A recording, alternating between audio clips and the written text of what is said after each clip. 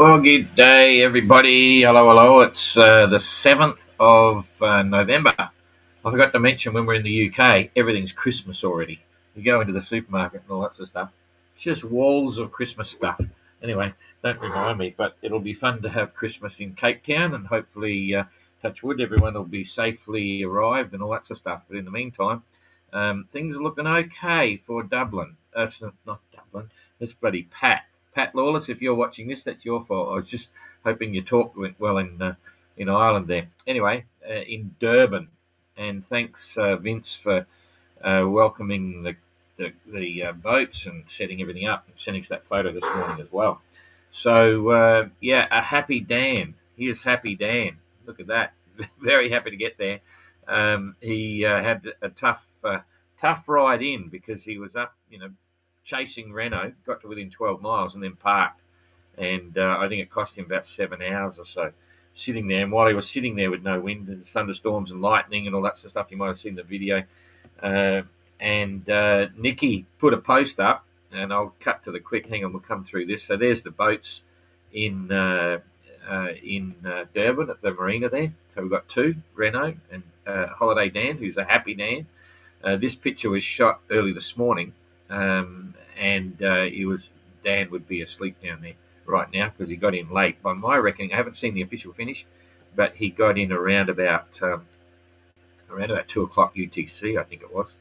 Bit hard to pick. I just judge it off what I thought the tracker was doing. There's Renault coming in. There's the finish line, of course. For those who didn't see it, there's a shark net halfway out, cutting parallel to the beach. So they've got to stay to the eastern third of the finish line when they come through. That's what we've advised them, to try and miss that net. Beautiful Durban, quite surprising. The beach there and the finish line is out off the end there. But here's the cut to the quick.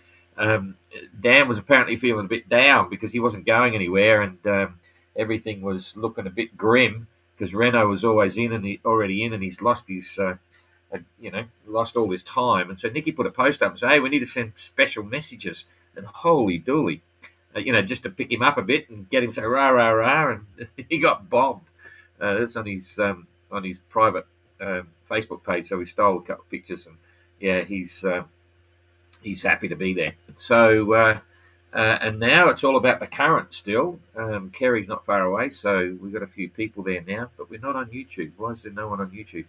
Everyone asleep. I see on my console here how many people come up on Facebook and YouTube because we're transmitting simultaneously on both of them. We've got about 16,000 people watching live right at this moment and 0 on YouTube. Anyway, that's life. Okay, so we'll go straight to the tracker now, get this happening. And I just put it on the currents to start with. So you're on the tracker. Now I'm on the tracker. And that's where it's at. I think the first things that hit me, well, let's just go walk through the fleet. Okay, so we look here at Kerry.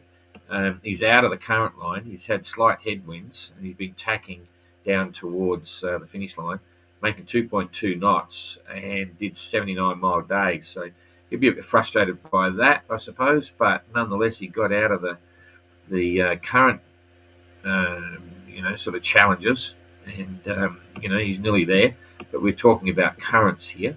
So now if I come back on this, you can see Jasmine's looking pretty good. She's out of it, which is good. She just cleared straight across the top of that little bit and then stayed on the top of it. Josh turned a little bit too quick. He would have been better off following Jasmine's route, but he's got a bit of a headwind, but he's just a head current, but he's just about out of it, and then he'll get a kick. Jasmine's about to get a kick coming down, which is good. Jacob and Adam are already in it. You can see them there. They're getting a kick, which is pretty cool. So that's strategically in a very good position for the final approach to Durban, regardless of weather. And let's just see how far, how far out these guys are. So about 126 miles out. That's sort of where you want to be, regardless of weather. Just be north. If you come down south like Pila did, she's working her way up, following the current and getting in a position to come back down and aim for Durban. You can see where Dan when he stopped there, he stopped probably about 7 hours. And if the Agulhas current start point has moved a bit down south for whatever reason, you imagine getting stuck here for 7 hours, and if you're going, if you were doing your approach and you got stuck there for 7 hours or so with no sailing, the current's got you to 3-4 knots or something. That's 30 miles. 30 miles south is if you were there. If you were about here, there's 40. You're going to get south. You're way down south, just drifting. So then you've got to turn around and come back if the wind goes. Anyway, that didn't happen, so that's a good thing. And then following up from that, so Josh is looking okay. He's just about through it. The guys, and Peeler's looking good. So the guys that are missing out are the last three. Eric's heading straight into the current. He's going to have another. How far we got? Eric's got about. Come on. He's got about another 40 miles of current, and he's currently doing 4.5, so about another 8 hours or so. And then he'll finally break out of the current. Then there's no current. Then he'll get the tail, kicking the bum, so to speak. And these guys, Ayrton and Christian, they're coming across, but they've taken the brunt of it. They're cutting across this current, and then he's got to push on, so they should be there in a day or so. So that's kind of cool. So let's just now look at the wind and see what's happening now and then in the next day or so while they do their final approach. It's pretty good sailing breeze, so you can see when you've got Ayrton doing 3.4, he should be doing about 5.5 in that, so the current's not helping. Eric's the same. If he's got 5.5, he's probably sailing at about, 4.5, he's probably sailing at about 6 knots and paying the price. Did 59-mile day. Ayrton did, I can't see it, I've got a pop-up coming through. Ayrton managed 59 as well. Christian 58, so they're all in the same boat, so to speak. Josh heading down now, only doing 3.9 because he's got that bit of current. But he did 102 miles, so he did most of the day outside the current, but then he's dropped back in. Peeler has got 128-mile day, 5.8 knots. Adam's doing 6 knots, 124-mile day. Jacob, 144-mile day, so he pushed it through quite a bit more than Adam there, and doing 6.2. So he's actually sailing faster than Adam, boat speed, over 4 hours because they've got the same current. So that's cool. Carey, it's not about headwinds, it's just about no wind. So he's got 2.2 knots of boat speed, which is walking speed.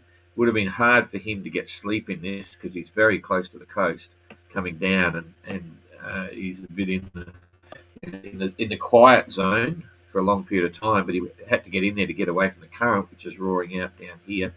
But even now it's going in the right direction. So anyway, let's just see a distance to give you an ETA. I'll assume that I'll have a quick peek, or a sneak peek. There's a bit of breeze coming, but I don't think it's going to arrive early enough for him. 7, 6, yeah, he'll probably drift in at 2 knots all the way. And then just as he gets in, the wind's going to fill in. So he's about, still got 12 miles to go. I'd say it's probably going to take him another 5 hours or so. So by the next position report in 4 hours, he'll be very close to the line. So you'll see him today in Cape Town sometime. What's that? It's 8. So it must be about 9 o'clock there or something now. 9 or 10. At 10 o'clock, so say for us across the line at 2 or something. It'd be in early afternoon. So that's okay. So let's just now have a look at the weather progressing for the rest of the fleet. And I think we're looking pretty good. There it is there. I'll come down to the big picture again, just so you can see it. And it's transitioning, I believe. So here goes every 3 hours. There's 6 hours, still the same. 9 hours, 12 hours. So it's swinging around a bit, but then it's going to all of a sudden jump. So 13:30 UTC today. Hang on a sec. That's tomorrow. What's going on here? We're currently on. Okay, so that's the 7th. So here we go. So that's going to take a while. Yeah, there goes. That's midnight tonight. So midnight tonight. We didn't do an ETA on this mid-fleet. There's 4 boats here that are all going to arrive about the same time, and they're about 125 miles. So it's 24 hours. Okay, so now I've got that sorted. That is tonight, midnight. I'll just click it through. I've got to hit that again. So that's sort of like 12 hours or so. And then this is 24. So they're going to get the breeze just at the end. That's 24 hours from now. So they'll come a big push in the last 6 hours heading in. So they'll be in tomorrow, midday-ish, tomorrow local time in Cape Town, something like that. And there's 4 of them, and Josh will be a few hours behind that. So he could be in before dark tomorrow night, local time, into Cape Town. And then the others have got a bit quiet, and they're going to come in a day later. So that's going to be the 9th, around about there. So they got pretty good. They got sailing breeze all the way through, and then the bigger winds that were coming from the north aren't so big anymore. So they're looking pretty good for the approach. So on that basis, I would say that if we take an average, 150, they're only going to be a day or so behind the mid group. So today's Friday. So the mid group here will be in sometime Saturday afternoon, I think. And then I reckon you might see the tail enders come in a Sunday night, early Monday morning, something like that. So fish and chips are on, boom, boom. Or that, long story. I just thought of something then.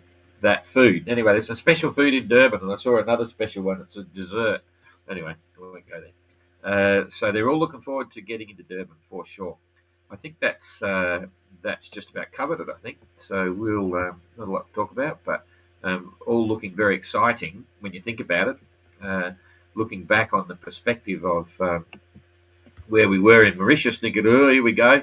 Looks like I go for a week, and the forecast hasn't been that bad. Just one little front that softened off a lot. It was looking like 50 knots, but it got back to about 40, 45 or whatever. And the sea never really built up. There's been some uncomfortable stuff and some challenges and bits and pieces, but overall, I think I'd classify what we've got. They're not all there yet, touch wood, but what we've got is pretty much a typically, I think Graham Cox knows more about this than me, but I'd say it's typically a pretty reasonable weather deal. I think they've been dealt a pretty good set of cards on that. Yes, little challenges along the way, but no big dramas. So far, so good, touch wood. Oh, what we didn't look at. I'll take you back to the tracker. Back to the tracker. You're on the tracker, I'm on the tracker. Just look at the long range situation for the weather. And there was this thing I discussed yesterday. There's like a 5-day window here of the winds coming from the north, which was really quite exciting to see. And we can push the wind through. Hang on a sec. We got windy. Where's the? Hang on. What am I doing here? I want to. What's the? I've got an issue here. I can't get to push the wind through. There's maybe it's because it's not up further. No, I've got no scale for the weather. Am I missing the plot here? I've got no scale there. We're on the wind. I can't progress the weather to show you what's happening as it's changing. All of a sudden I've lost it for some reason. Okay, so we won't do that. Normally there's a toggle there for the wind, and like there's the thing there. I can slide the date along, but it's disappeared. I'm gonna I won't worry about it. We had a good look yesterday. If you didn't see it, it's looking like the good weather for the next a good weather window would have been to leave Durban right now, and they've got like 4 or 5 days. So that was kind of exciting to see. So I don't know what happened there with the map, but we'll have a look at the long range forecast as they go. Okay, g'day Larry, good to see you. Thanks, Adrian. I'm on YouTube. Oh, good. Yeah, we've got a few people. We've got 12,000 on YouTube watching this live at the moment, and then there's 25,000 on Facebook. So that's pretty exciting. No wonder we have no idea why we don't get sponsors. Those sort of numbers is fantastic.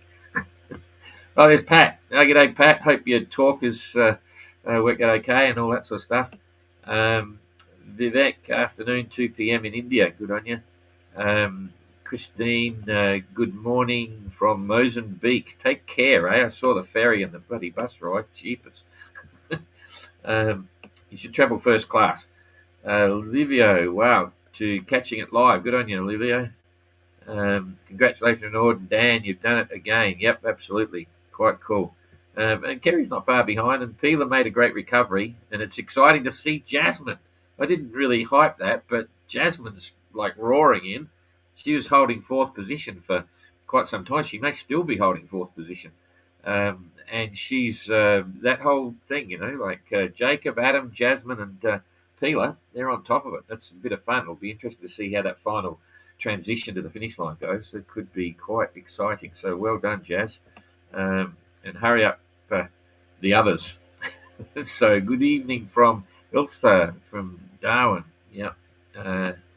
Adrian, South Africa is a fantastic country. They're going to have a ball. I got to admit, I agree. South Africa is, it's fantastic. There's a lot of seriously good stuff about South Africa. Every country has its challenges, but Cape Town is amazing. Never been to Durban, but looks pretty impressive as well. So, okay, my driver is a sailor from Royal Natal Yacht Club. Amazing coincidence. Who's also listening to you now. Good on you. Very good. So, Royal Natal is very hospitable, and I'm sure they're going to tell you some great stories from their experience there, touch wood. So let's get them all in and safe, and then we can all go and read a book. So, okay, we're done. So thank you very much, everybody. We'll see you again tomorrow and see what the great race from. I may even come back. No, they're a day away, so it'll be exciting finish for the others. So we'll see you tomorrow. Getting ready for the weekend. Busy day today. Beautiful day in Les Barcelona, I forgot to say. Blue sky, fantastic. Maybe it's just because I came from England where it was overcast and drizzle and all that stuff. But anyway, England's a nice place. I waffle on.